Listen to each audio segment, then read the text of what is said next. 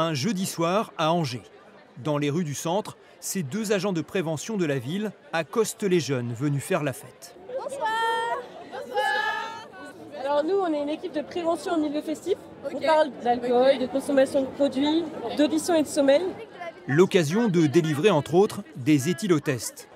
Une dizaine de terrasses se succèdent rien que sur cette rue piétonne qui attire de nombreux étudiants en soirée. Mais cette concentration occasionne son lot de nuisances. Quand on habite en ville, on s'attend à avoir du bruit le jeudi soir, le samedi soir. Donc voilà. Mais je pense qu'enlever les bars, c'est pas la solution. Pour les habitants d'ici, surtout le tabac nocturne, j'imagine bien. Et puis même les gens qui ont un peu bu dans la rue, c'est pas forcément top. Une activité nocturne qui transforme aussi la vie de ces quartiers. Il y a quelques mois, ce bar s'est installé dans une ancienne boulangerie en face d'un autre. Désormais, ce n'est plus possible. Les nouveaux débits de boissons ne peuvent pas ouvrir à moins de 50 mètres d'un établissement déjà existant, dans les zones identifiées comme les plus festives. On constate globalement dans le centre-ville d'Angers, comme dans beaucoup de centres-villes, effectivement une augmentation de faits de troubles à l'ordre public, que ce soit des ivresses sur la voie publique ou des tapages nocturnes.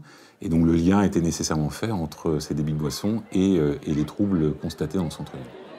On a eu une évolution de la vie nocturne très importante, notamment sur le secteur Saint-Lô, qui est devenu aujourd'hui un lieu que chacun constate comme étant très vivant, qui peut être très agréable, mais aussi qui peut conduire à des débordements. Souhaité par la municipalité, cet arrêté préfectoral a été pris en concertation avec les professionnels du secteur, soucieux d'un climat apaisé. Cette licence 4 détermine non seulement la possibilité de vendre de l'alcool, mais nous donne aussi des règles. Et les règles, il faut absolument les rappeler à tous pour que justement le débordement se fasse le moins possible. Autre objectif de cette réglementation, limiter la concentration des licences 4 dans le centre-ville. Aujourd'hui, on ne peut plus obtenir de nouvelles autorisations de vente d'alcool. Pour ouvrir un débit de boisson, il faut en racheter une déjà existante.